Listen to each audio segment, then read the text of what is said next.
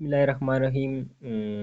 पहले से ही मैं आप लोग बता चुका हूँ कि ये जो कंटेंट्स हैं जो अपलोड करने जा रहा हूँ मैं इंतहाई ही इम्पोर्टेंट हैं कमीशन टेस्ट के लिहाज से, और साथ साथ pre medical pre P engineering students के लिए जो अपना ख्वाब देखने के लिए क्या है बेताब है, उनके लिए इंतहाई ही इम्पोर्टेंट है। देखें, आपको ये ग्राफ दिखाई दे रही है, क्लियर? ये ग्राफ, इनसे मैं कुछ पैरामीटर समझाने वाला हूँ, इंतहाई इम्पोर्टेंट है। मैं जानता हूँ कि आप लोग पहले ही से जानते हैं कि क्या है, लेकिन पहले फिर भी रिवाइज करने की कोशिश करता हूँ।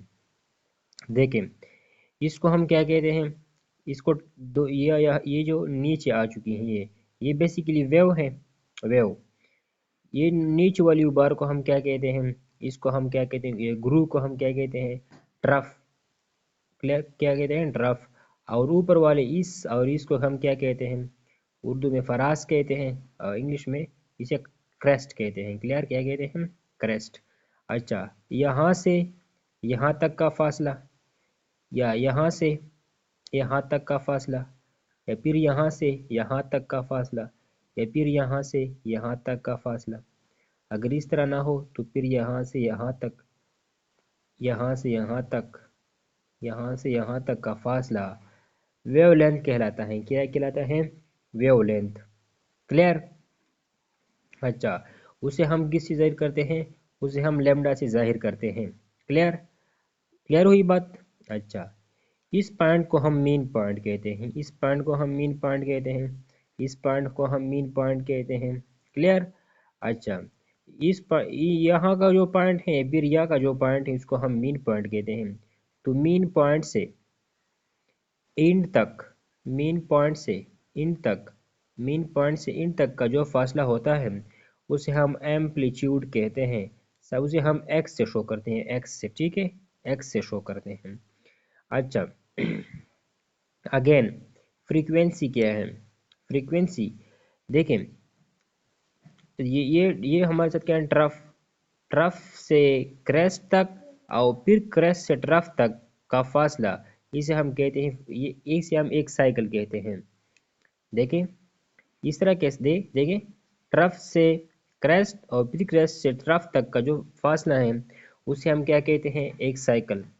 सो हम डिटेल के साथ पढ़ेंगे कि वेवलेंथ क्या है, फ्रीक्वेंसी क्या है, साइकिल क्या है। देखिए, एक साइकिल है, देखिए यहाँ तक, जहाँ से स्टार्ट हुए वहाँ तक फिर आने तक का जो फासला होता है उसे हम क्या कहते हैं? साइकिल। सो ये और ये वेवलेंथ मैंने आप लोगों को समझाया, एम्पलीट्यूड समझाया। फ्रीक्वेंसी क्या है? नंबर ऑफ साइकिल्स पर सेकेंड और पर टाइम को हम क्या कहते हैं?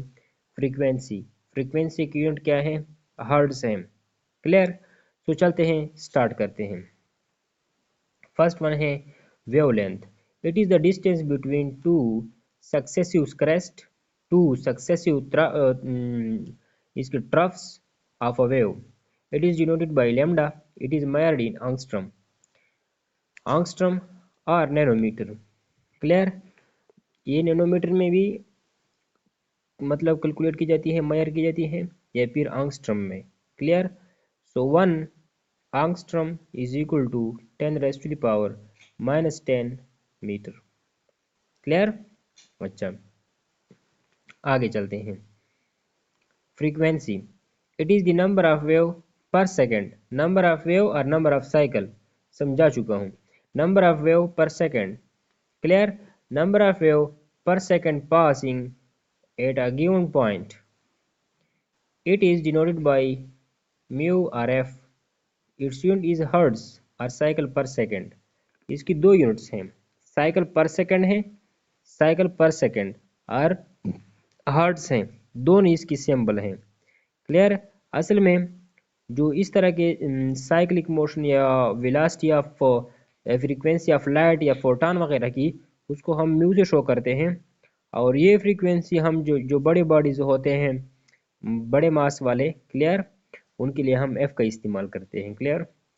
बेसिकली हम हर्ट्ज का इस्तेमाल करते हैं, एच जेड की, लेकिन सम टाइम हम साइकिल पर सेकंड भी लगाते हैं। क्लियर? तो फ्रीक्वेंसी क्या है? साइकिल्स, नंबर ऑफ साइकिल्स पर सेकंड। अच्छा, इसके बाद वेलोसिटी ऑफ लाइट की बात हम करते हैं।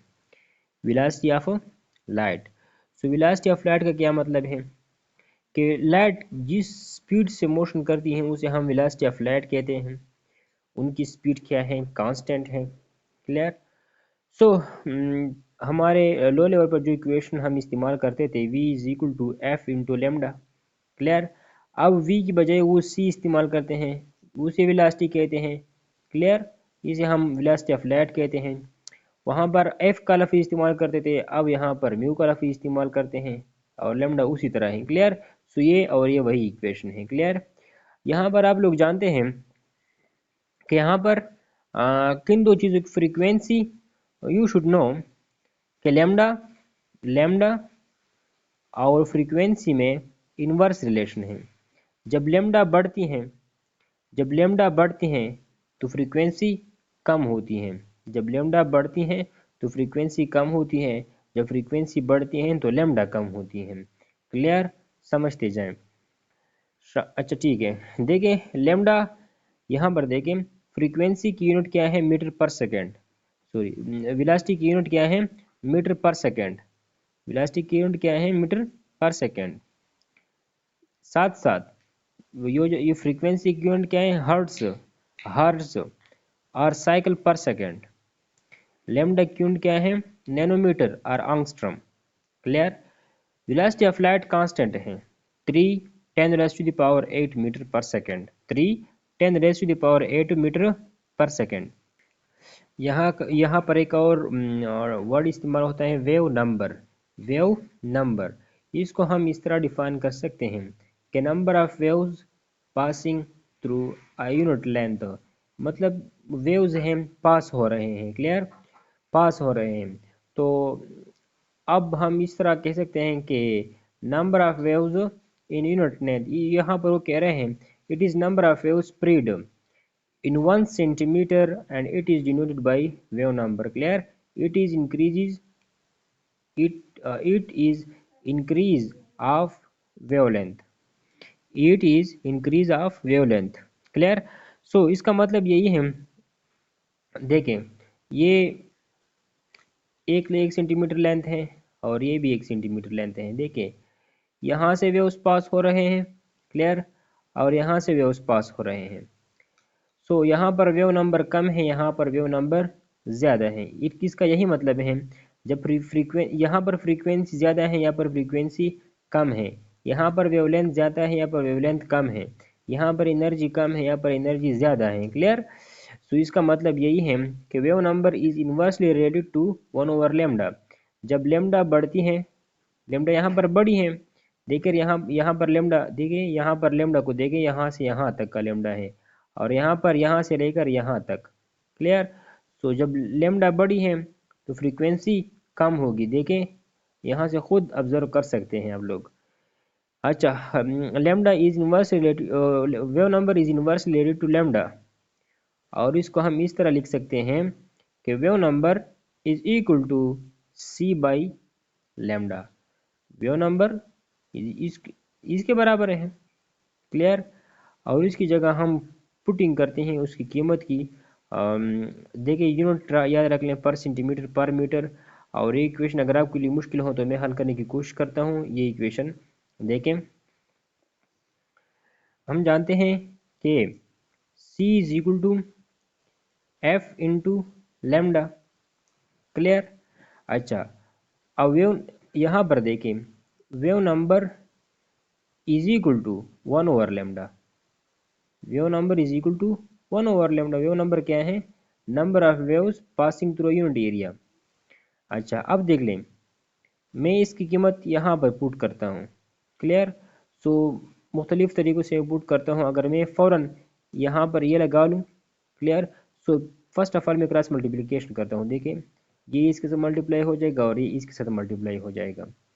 सो 1 is equal to wave number into lambda. मुझे इस लेमडा की कीमत निकालनी है, ये नीचे चला जाएगा। 1 wave number is equal to lambda. So इसकी कीमत यहाँ पर पुट कर ले, C is equal to lambda multiplied by 1 wave number. Clear.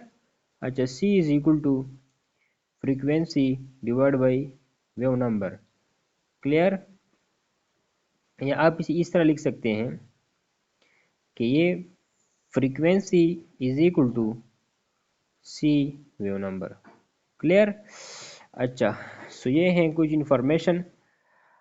इंशाल्लाह आसान है, मुश्किल इसमें कोई चीज़ ही नहीं। देखें, इसकी यूनिट क्या है, पर सेंटीमीटर या पर मीटर है। नीचे आप देख सकते हैं नीचे कि यहाँ पर जो रेडिएशन सपोज सन से आते हैं, इलेक्ट्रोमैग्नेटिक रेडिएशन कौन से होते हैं, ये भी याद रखें, सीखने वाली बात है।